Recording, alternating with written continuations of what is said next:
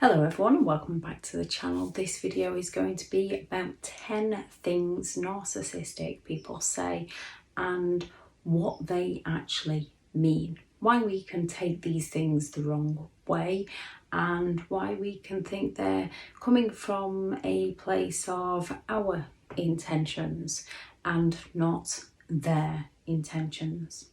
Thank you very much to all the returning subscribers and your continued support with the channel. It's greatly appreciated. If you are new to the channel, I'm Elizabeth Shaw. This channel is all about the narcissist personality disorder to give you more understanding of the people you might be dealing with in your life, how to handle yourself around those people if you cannot go no contact, and different methods to find what works for you to help you overcome narcissistic abuse. If you do find the information helpful on the channel, please do subscribe.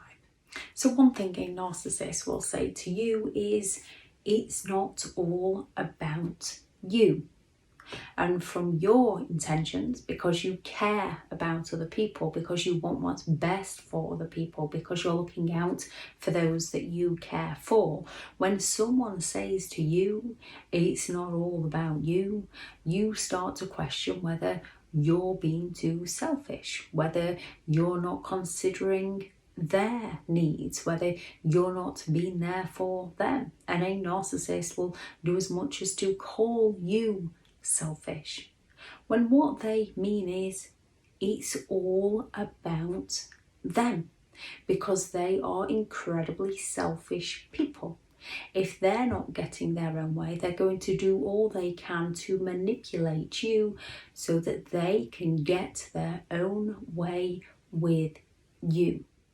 When it comes to any kind of relationship, friendship, family, parents, siblings, friends, bosses, work colleagues, it's about that dynamic of give and take. When you're asking for basic things such as loyalty, honesty, respect, trust, dignity, you're not making it all about you. You're not asking for too much. They're just unable to give those basic, genuine values to you. Instead, when you want to do something, they're going to turn around and say, it's not all about you, to stop you doing the things that you enjoy doing. Sometimes it's not the words that people say, it's the intentions behind those words. 2, I miss you.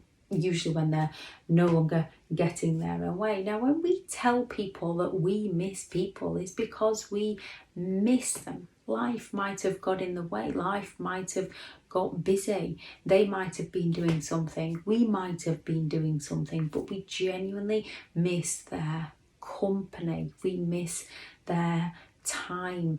We miss the conversations with them. There's things we miss about that person, that we enjoy being around that person. So when someone says I miss you, we can feel almost flattered. We can feel like, oh, they enjoy spending time with us. Whereas when it comes to a narcissist, they don't miss you. They miss controlling you, or they miss what you provide for them. They don't know you well enough as a person. They only know what they can use to exploit you, to take advantage of you.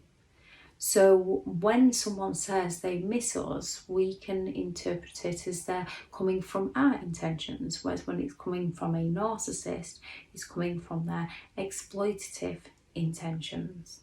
And it's all about watching for those patterns of behaviour.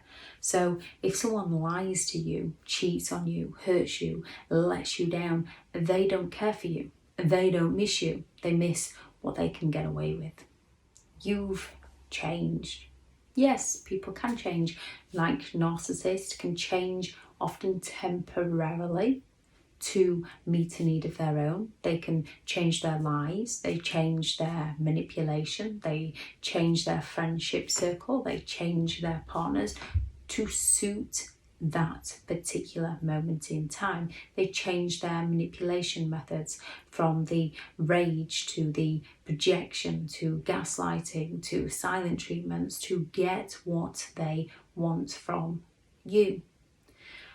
When you've given your all to somebody, when you've tried to help somebody, and then you choose to step away from that person and they come at you and say that you've changed, you can then doubt who you are as a person, because it goes against, walking away from people goes against who you are as a person. Walking away from those you care about goes against who you are as a person. So when they come at you saying you've changed, it plants that self-doubt in your mind of, well, am I being too mean? Am I being too harsh? When from the narcissist point of view, you're just no longer letting them get away with things. You're no longer letting them control you. It's the same as when they come at you and accuse you of being awkward or being too difficult. It's not because you become awkward or difficult, which is what you can question within yourself, because you've stopped, whenever they say jump, you've stopped saying how high. You've started to learn your values and beliefs and create your boundaries and say, no, that's not for me. They're going to come at you and accuse you of being awkward so that you question yourself, when in reality they've just lost control over you.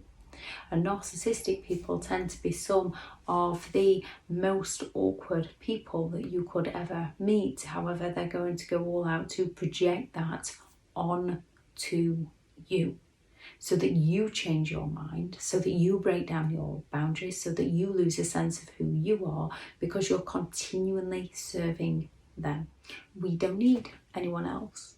People can say this. If someone's been hurt by a family member, you can say it's okay, we don't need them, to try and be supportive of them, to try and help them out because they've been hurt by another person. When it comes to a narcissist, they're going to tell you that you don't need anybody else because they want to isolate you from all forms of support so they can further their control over you. When a narcissist says we don't need anyone else, it's because they want you to become dependent on them. They want to create those feelings of codependency within you. You're too sensitive. So when someone says to you, you're too sensitive, it often gets you questioning your emotions, questioning if you're reading too much into situations, so that you end up downplaying the situation for the narcissist, when in actual fact, it's not the fact that you're too sensitive, it's the fact that they're too insensitive.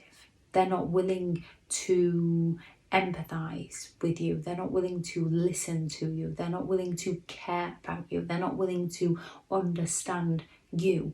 They're willing to judge you. They're willing to blame you. They're willing to shame you. They're willing to get you to question and doubt everything about who you are, so you don't question and doubt everything about who they are. You're overreacting. Yes, people can overreact to different circumstances based on who you are as a person. So when something happens to one person, they might react in one way that's up here, and when it happens to another person, they might react a little bit less down here. Both reactions are perfectly normal based on who that person is and what that person is going through at any given moment in time. So most people can stand there and think, oh, they're overreacting a little bit to this situation, but that's based on your own personal perception of the situation.